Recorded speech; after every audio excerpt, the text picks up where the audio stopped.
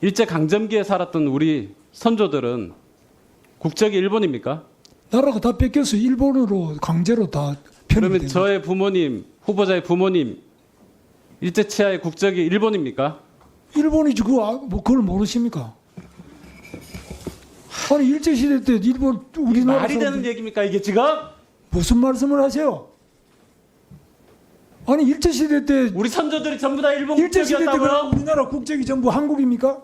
무슨 그걸 말, 어떻게 인정하는 사람이 국무위원 된다는 거예요 지금? 인정은 무슨 인정이에요? 상식적인 이야기를 해야지 말이 안 되는 이야기를 하시면 안 되죠. 어제 김문수 고용노동부 장관 후보자 인사청문회가 있었습니다.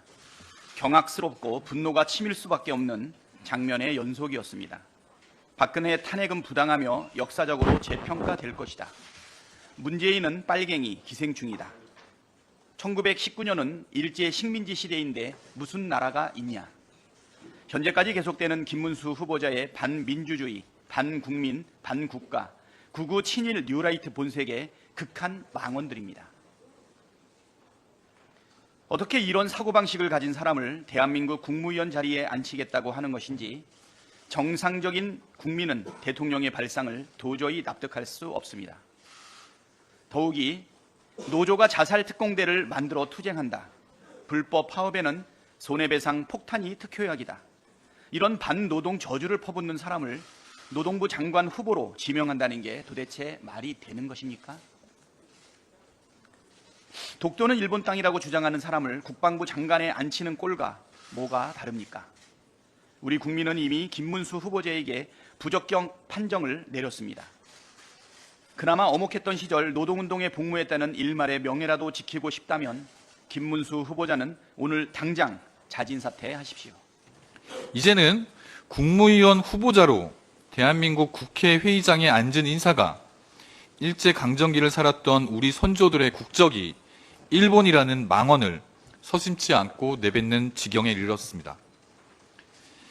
삐뚤어진 혐한 인식으로 가득 찬 일본의 극우 인사나 할 법한 망발을 윤석열 대통령이 지명한 김문수 고용노동부 장관 후보자가 아무런 거리낌도 없이 한 것입니다.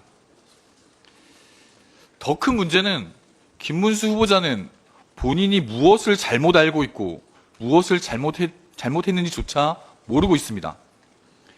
이미 국제법과 한일 양국 정부는 일본의 불법적이고 강압적인 국권 침탈이 원천 무효임을 확인했습니다.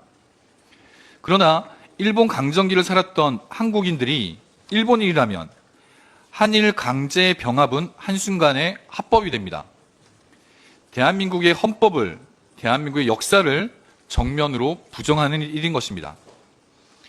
김문수 후보자의 말대로라면 독립을 위해 피땀 흘려 목숨을 바친 독립운동가들의 희생과 헌신은 불법과 테러가 되고 조선인들에게 강요된 온갖 모진 노동도 그 강제성을 인정할 수가 없습니다.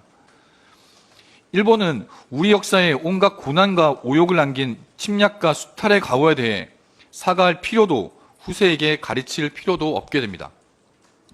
이는 결국 일제 식민지가 안 됐다면 오늘의 대한민국은 없었을 것이라는 김문수 후보자의 말처럼 식민지 덕분에 대한민국이 비로소 근대화되었다는 무참한 역사인식으로 이어집니다. 어제 청문회장에 온종일 앉아 고장난 레코드처럼 반복되는 김문수 후보자의 반역사적, 반헌법적 발언을 들었습니다. 마치 서대문 형무소에 갇혀 이루 말할 수 없는 고문에 시달린 선조들이 느꼈을 고통과 비참함을 조금이나마 느낄 수 있었습니다. 대한민국의 역사를 정면으로 부정하고 반노동, 반인권, 반역사적 인식을 부끄럼 없이 드러내는 김문수 후보자는 윤석열 대통령의 계속되는 인사참사 그 끝판왕이라 할 수 있습니다. 윤석열 대통령은 대한민국을 송두리째 흔들고 역사를 더럽히는 인사에 대해 즉각 국민 앞에 사죄하고 지명을 철회해야 합니다. 김문수 후보자도 독립운동에 목숨을 바친 순국선열 앞에 무릎 꿇고 사죄해야 합니다. 절대 물러서지 않겠습니다. 국민과 함께 막아내겠습니다.